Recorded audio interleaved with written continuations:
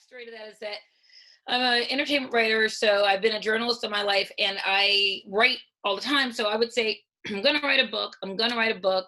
I wrote a screenplay in my 20s and never did anything with, and then I would, go back and write 5 columns, and then so it was. I never really was committed enough to any of the fiction that I tried to write to actually do anything with. And I would always take it to my friend Scott Iman, who was our books editor, who is a pretty famous Hollywood historian. He's done a lot of stuff for Simon and Schuster. And I would go to his office and I would say, "Here's a chapter," and he would go, "Are you going to finish it?" I go, "No." And he said to me, "You will write the book and finish the book that you have to finish." So the day that my Scott died, Scott Iman was in my kitchen with his wife. And I just said to him, blurted out, "I think this is my book." And he said, "Kid, I think it is too, sadly." I just, who knows? Because when you're in a grief situation, you say things, you don't know. I'm sure I said lots of things that, I didn't mean, but I meant at that moment that I knew that I needed to do something meaningful with it. And the only thing I really knew how to do was write. So I literally felt like the words were like on my chest and I needed to get in my chest like the alien. And I needed to get them out of my chest and let them breathe. And then once I had a more clear sense of what day it was and who I was, about a month later, I just started writing. The first chapter you read is the first thing I wrote, being in the cemetery there the day after Scott died. And I just started writing. That chapter, I understand, feels very raw. And it is because it was just the first thing I needed to say. And then it just came from there. That's amazing. I mean, so in a lot of ways, the book is your own processing. Oh my gosh. So much so. And I would say it's free therapy, except for that I also paid to go to therapy, but it was a free therapy in addition to the therapy that I did. Yeah. Your title puts your race front and center. How and why did you make that decision? And why is your race important to this story? Well, here's the thing. I think that when we talk about race in this country, we still think of white as the default. Sheryl Sandberg didn't have to say that she was a white woman when she wrote Option B because everyone knew. And Joan Didion didn't have to say, "And I'm a white person," because what you focus in for those stories, which are both amazing stories about widowhood, are about, they're two people that were already well known and very wealthy. And so Joan Didion's process, a lot of it is the wife of a famous person as a famous person, and her class and sort of the way that it's dealt with things and the sort of rarefied, society that they were in and the sort of literary tradition that they were in. And she's also a white person, and it would have been difficult for there to be a person who was also African American to be in that group, in that age group, without it being a thing. You know what I mean? It's just the way that's how it was. Same thing kind of with Sheryl Sandberg. I think that it was important for me to note my race, because I am a Black person. I'm not the Black person or the Black woman. There is no Black experience. There are Black experiences, just like Joan Didion's experience and Sheryl Sandberg's experience are very, very different, as are Patton Oswalt's experience or Rob Sheffield's experience or Timby Locke's experience, who also is Black.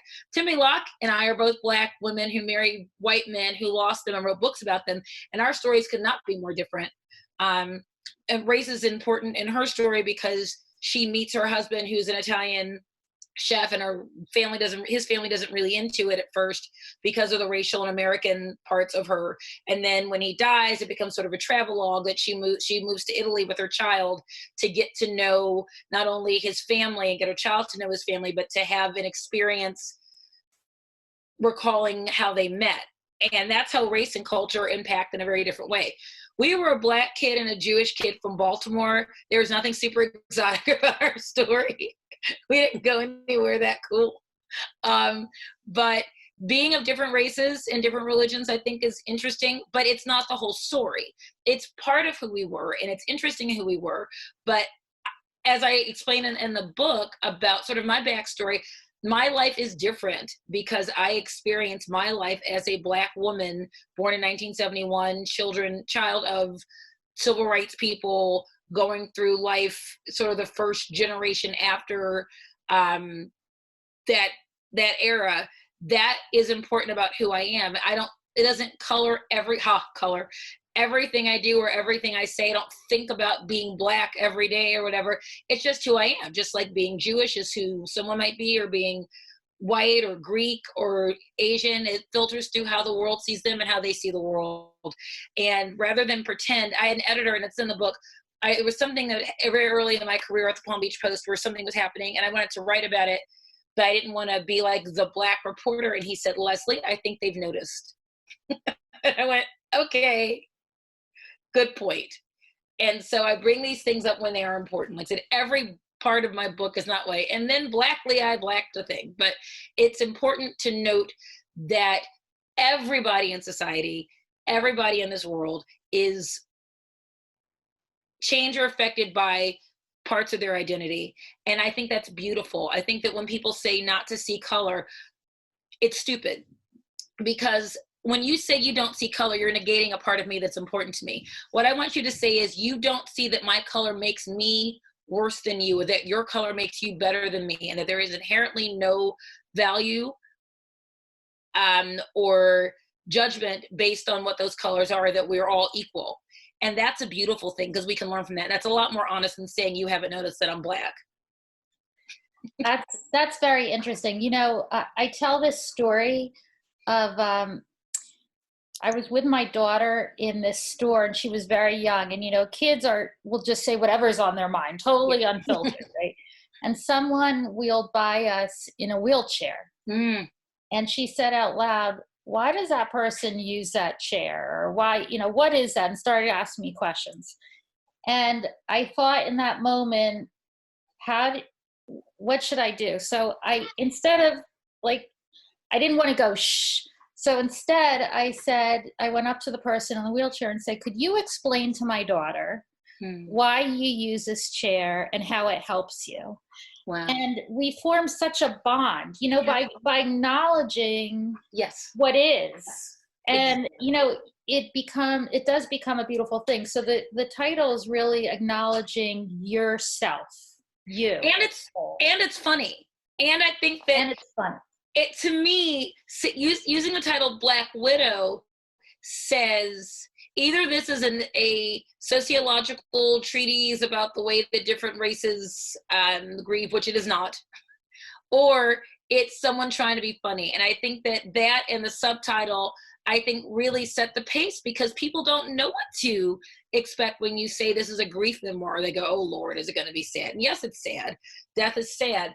And death is not funny, but things surrounding your life can be funny or absurd or kind of funny in an awkward way. Hold on a second. Hey! Hey! Stop it! Pardon me. That's great. So yeah, I didn't want it to be, it's not like funny, haha. Like funny, it's not funny like farce, slip it on a banana peel, you know, into a casket kind of a thing. But it's also, everyone said to me, I read the book, I laughed in the first page and I cried 3 sentences later, and I thought, what are you doing? It's like, that's what life is to me. I think life is very, it's like there's a reason that like the comedy and the tragedy masks, the only thing different about Mr. Mouth. You know, the way that it's because the strong emotions teeter-totter very quickly. And I think it can be a source of tension, and it's how you break it either way, I think, that makes it either funny or not. Right. Those are great points. Now, you and Scott met in 9th grade, right? Yes. And then, but you didn't date until much later? Yes. Okay. Could you share? He, and there's the smoke alarm. Smoke alarm! Oh gosh. Anyway, you know, kids. So That's my mom making chicken. So we met ninth grade in Baltimore, and we knew who each other were, but we weren't really friends. And we just were in classes together. I know I had 2 classes with him my freshman year. I think I may have had a class with him my junior year. And we didn't run in the same circles, but everybody gets to know each other. And then he went to college with my twin sister. So she would say, "Hey, do you remember Scott?" And I would go, "Yeah, whatever." Whatever. So I didn't think about him for another like 15 years. And then when our class was getting a reunion together, he friended Lynn first, and he friended me. And he said, "Hi, I'm in South Florida a lot. I used to live there. I might move back. Can I take you for a drink if I come back?" And I was like, "Okay." So I was I think I dated like how many ridiculous? I had several ridiculous relationships that year alone. At least two ridiculous relationships. And those could be separate books. Right? And then I was pretty fried by that point. So when he came back around November, he said, "Do you want to have a drink tomorrow?" And it was my mother's birthday. It was December 1st. And I went, "Okay." And I wasn't expecting anything. And he walked in, and I still didn't know, but his smile was so nice, and he was obviously nervous, and he had beautiful eyes. And I thought, I remember this guy. I remember, that he was funny and smart. And we just sat there for 2 hours and ate crab soup. It was at a seafood place called Boston's on the beach in Delray Beach, Florida. And when he drove away, I thought, I like him. And I thought, no, I don't. Shut up. You're stupid. Don't say that. It took him a couple months to kind of make his point, but I knew it was something immediately. I didn't know what it was, but I knew it was something. Sometimes you just feel it, or it in your heart. Your heart knows it sometimes before your mind even. So. I believe that. So through the process of writing and revisiting all your memories, did it change your relationship to your grief and as you wrote the book? And that is such a good question. Oh, come on. It really is. I think that it did, and I think that's part of the therapeutic nature of the writing working. Mm-hmm. Because as a writer, you're always processing. My sister's an actor, so I can say this. When actors talk about their process and they're, physically keeping touch with where they are in their process and stuff, I think writers, are more cynical about that, so they kind of roll their eyes about it. But they do the same thing. Journalists, we do the same thing. And as I begin to write different things, I'm still a journalist at heart, so I still have a very analytical thing about, if I'm writing about someone else, how are they feeling? What are they feeling? How can I interpret this through things I understand? How do I not put myself into it? That sort of thing. And am I doing too much? Is it too much about me? Is it not enough about me? Whatever. And so I think that when I was processing my grief through this, most of the time I would just write it. I think as a writer, if I try to write something, it goes very badly. If I say, and this is going to mean this and say this and do this, it fails miserably because I'm trying too hard. And you have to kill your darlings, as they say, and crumple it up and shoot it and keep moving. But I think that I would write something and I would read it back and I would say, okay, how does this make me feel? Does it bring up things about my grief? Is it hard to do? Like, for instance, the first chapter, I just kind of, with some edits kind of out, because that was the most raw. The chapter about Scott in the him dying in the emergency room was the hardest, as you might imagine. That and a couple of the adoption chapters, just because they were so detail intensive, but that particular one, because this is where it began. This is the DNA of the grief, when I didn't even have a word for it, because I was still in shock. And my brain, there's a part where I talk about how, and I remember this kind of being out of my body, where they hand me the bag with his watch in it, and I think he's going to need it. And then I think, no, he won't. And I write, "Sweetheart, it's okay, sweetheart, you'll catch up." And that was sort of like all at once trying to check in, who am I, where am I? And reading that back took me right back to that moment. And I thought, this is going to be the hardest thing for people to read. And I was like, good, because this is what I want. I didn't want it to be torture, but I wanted them to be in that moment. And it helped me get a sense of where my grief was, because I wasn't there anymore. You know, every time I read it back, I was a little more removed from that point. I was a little more removed from the rawness of it. I could still feel it, because I was reading it again and imagining myself in those places, but it didn't hurt the same. And so that was really good for me, I think. What do you hope that this book will do for others who are going through grief? You brought people along for your journey. What do you hope is the takeaway that others will get from this? I truly hope that people understand that it's okay to talk about grief. And I've said this before, but we as a society feel like we can talk about anything. We can talk about our sex lives. We can talk about our past lives. We can talk about our childhoods. We can talk about so much, and we sort of pat ourselves on the back that we are progressive enough to be honest. But the one thing we can't talk about is grief. It's a thing that we struggle with. We have someone else write a card for us so we can just sign our name to it and hand it to them.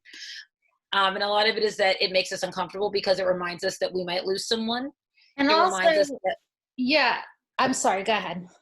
No, it just reminds us that we're very close to those things. So I want people to be able to have a more easy conversation, an honest conversation about grief. I want people to be able to say, it's okay for me to admit that I'm sad, and not have it be about you and how you feel about it. It's okay for me to grieve at my own pace, either longer than you think I might because it makes you uncomfortable, or faster than I might because you don't know why I want to date, or I want to take my ring off, or why I want to move, or why I want to change jobs, or why I want to not have a shrine to my partner. I want people to be able to be honest about it, and for people to not have to feel, and this is big, and I don't know if you have this experience, but everyone I talk to about grief, no matter who they've lost, has talked about a moment in their mourning, and the difference between mourning and grief being the inward expression, mourning being the outward expression of that grief, that during your mourning, you will find a person, either it's a relative or just someone in the grocery store or whatever, who knows about your loss, who are what a colleague of mine called gushers. Do you know what I mean? Where they see you and they go, yeah, ah! yeah, and you're going, yeah. oh, for God's sake, yeah, because because you yeah. feel like, I was feeling really good today, and my earrings matched, and my teeth are basically clean, and I don't smell that bad, and I'm functioning today, and I'm okay today. And you're in now this weird place where you have to not only acknowledge your grief, but then you have to help other people feel better about your grief, which is so unfair. And so I want people who are not grieving to say, how do I greet people who are grieving? How is my relationship to other people's grieving really about me? And how can I change that? How can I not put my expectations about what I want other people to do, and how am I putting what I did when I was grieving on them and expecting them to follow that script when they don't know me, and they don't owe me that. I just want to get a conversation started. And I think a lot of people also, they don't know what to say. So to comfort the other person, and that's the hard part for friends and family. You don't always know the right thing to say or do.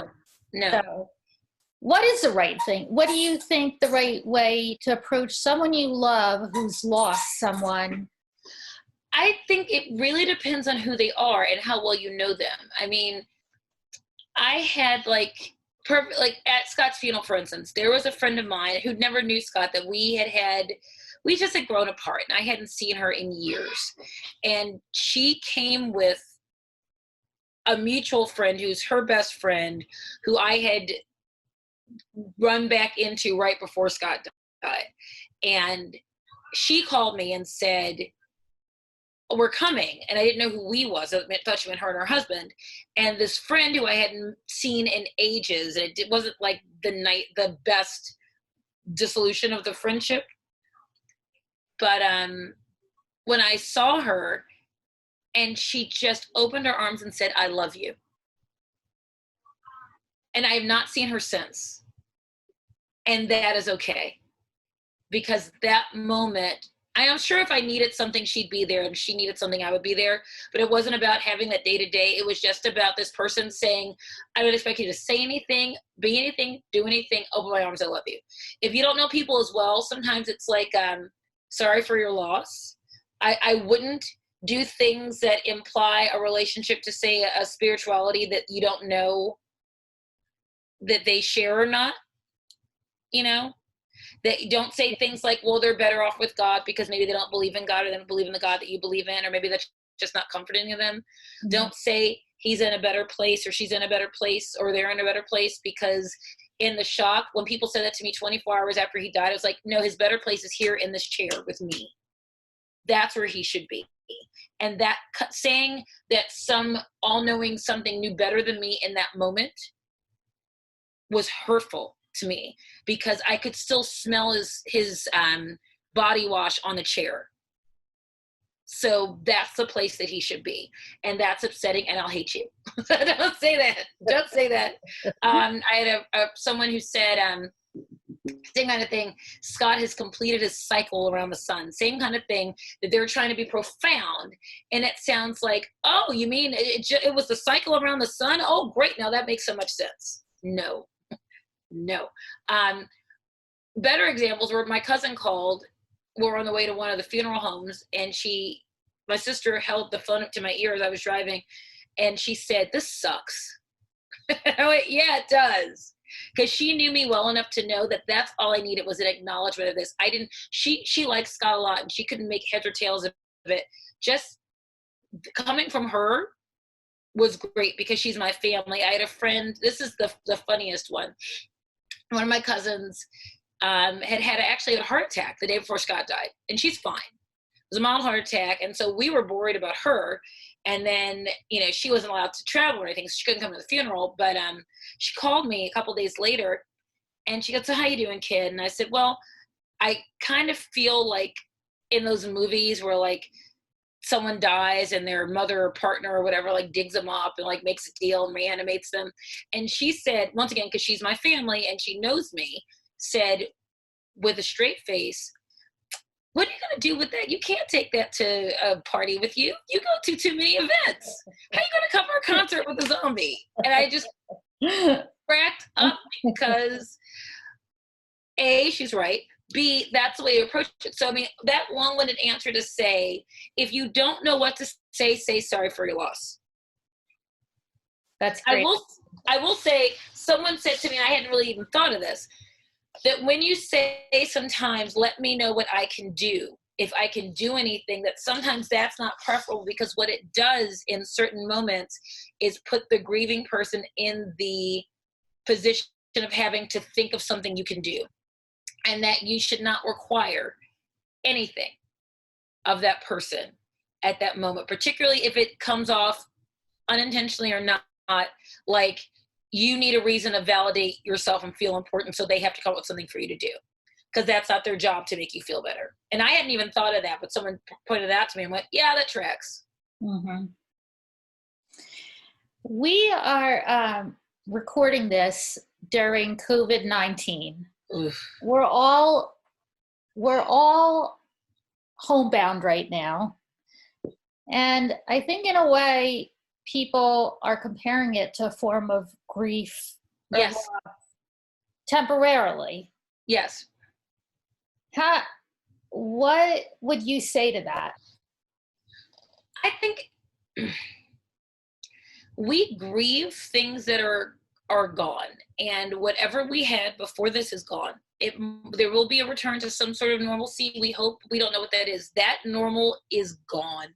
It is not coming back. Whether it's that we're going to get out of this months from now and all the restaurants we liked are closed down, or the economy's crappy, or that things that were accessible or possible or normal, like people wanting to gather in large groups of people, that's not going to no one's want to go to Coachella tomorrow. You know what I mean? All these things are not going to just bounce back. And I think that it is healthy to grieve, not only grieve the loss of the life that we had, the jobs that we had, the certainty that we had, the school that we had, the friends that we have, even if that doesn't involve actually losing people, which unfortunately so many of us are going to. I think also grieving things like those of us who were privileged enough to have thought we knew what was going to happen in the next week or the next month, grieving what we thought our future was, grieving what we thought where we were going to go on vacation, or grieving that I talked to a lot of people the first week or so after the shutdown who were getting married that weekend. And they had to grieve the loss of their wedding. And some of them were going to get married anyway. And then in the fall, hopefully maybe next January, have another ceremony, but it won't be the same. And sort of grieving the dream that they had. It's incredibly appropriate. And the sad thing is it's not finite because we don't know where this is going. And there goes the smoke alarm again. Yeah. We don't know where it's going to land. It's going to get a lot worse. We don't know if it's going to get better and worse or worse or better. We don't know, but we have to sort of grieving our sense of control, such as it is, I think is very important. To me, I think also that grieving the loss of someone, the way it's different is that, to me, the hardest part about losing someone is that there's no hope left. In every other situation, there's hope for the future, hope that'll get better, hope that we'll get another job, hope. And the thing about loss to me is it's a loss of hope. It's a fact now. And it's a fact. That is what is so hard to deal with, is that it's the one aspect of life that you just have to find your own way to come to acceptance with it, whatever that is, whatever way you get there. And sometimes you might be closer to acceptance and you could fall back, but that loss of hope is what is so painful, I think, when you go through. So are there things that happen, signs or anything that helped you to get closer to acceptance? And also your use of humor. I was about to say that I think that I've always processed things through humor. I've always written funny, or at least I thought it was funny. People told me it was. I assume it was. But I think that, once again, like I said, I did not set out to say, and I am going to write a funny book about grief. It's just the way that it came out.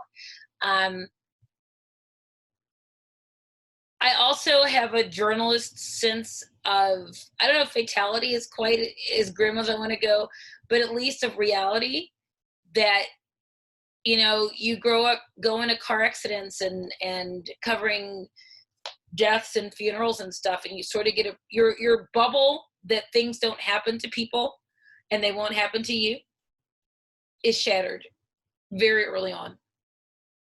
And I think in a way, I mean, obviously I did not think I was going to lose my husband at that point, at that moment, but death was not an impossibility to me for anyone. I'd lost my dad several years earlier, 3 years earlier, and we both lost parents and stuff. So I think that there were things, sense of humor, the fact that I really didn't feel that I had a choice but to not get over it, but get through it, because I was the mother of a very young person who I needed to finish his adoption, and I needed to be able to function and literally hang out with him and drive him around and, you know, dress him and figure out where he was going to go to daycare and all that stuff, you know, so, you know, where he's going to go to school and where we were going to live. And those decisions, even though I co-parent with my mother, were now really on me. And I think that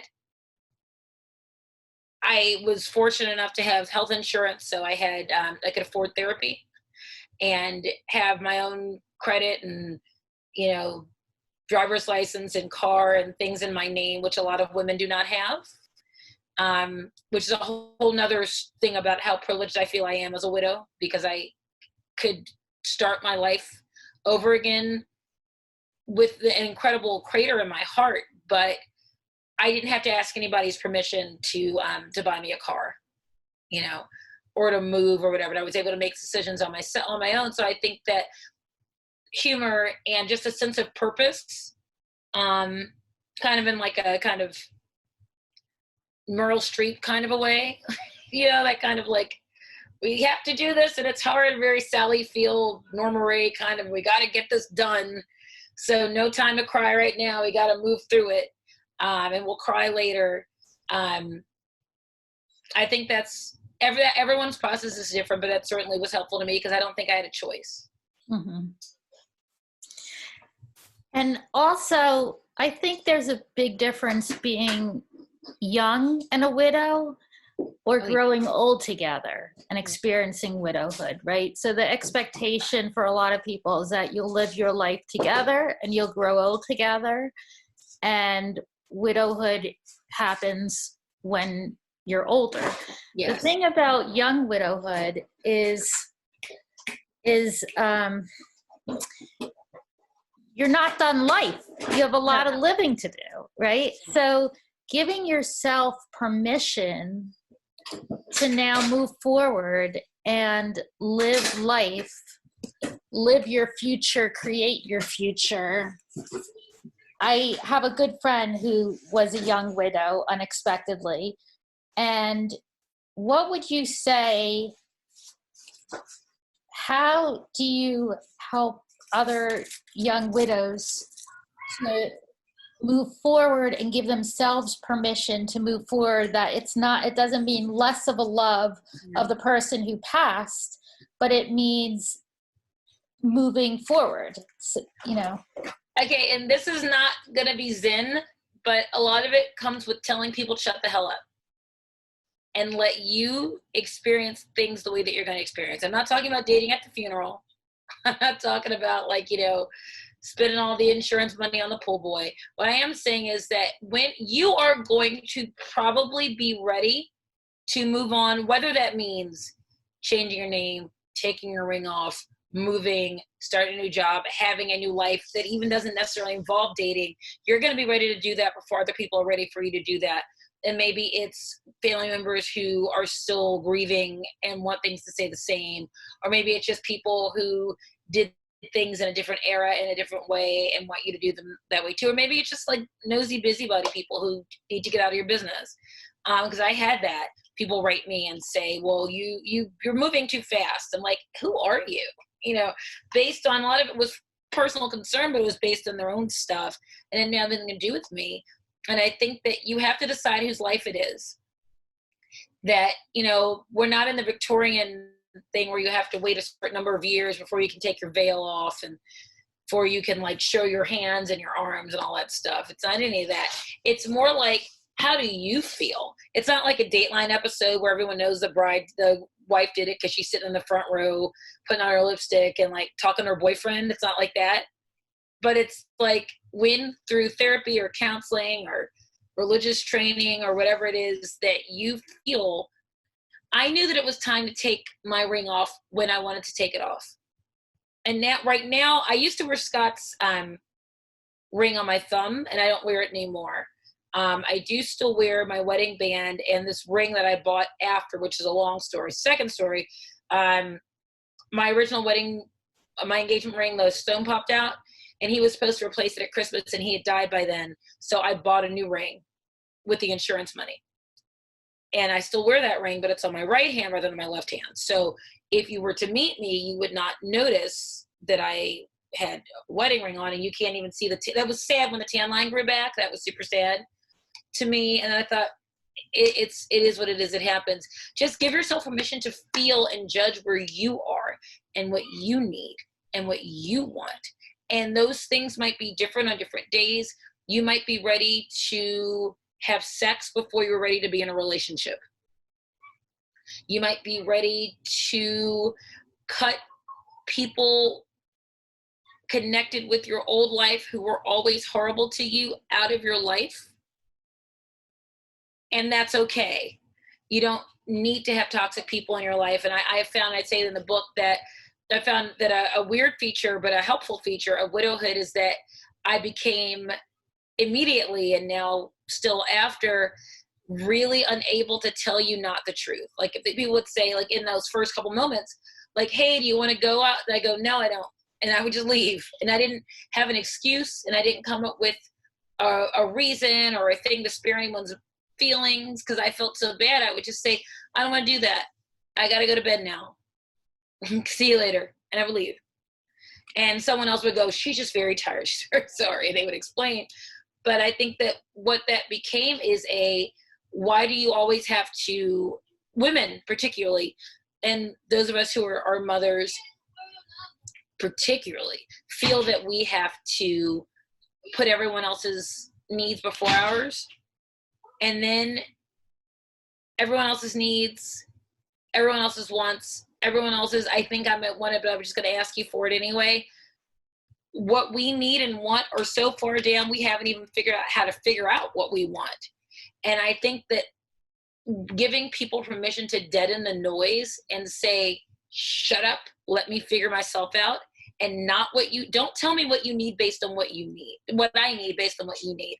I've met widows, for instance, who have said, my in-laws want me to move in with them and have my kids be with them, or they want all of us to only be in the same place. And I was offered a job some other place and they're fighting me because, you know, it's complicated. They love the kids. The kids are part of their, you know, deceased spouse.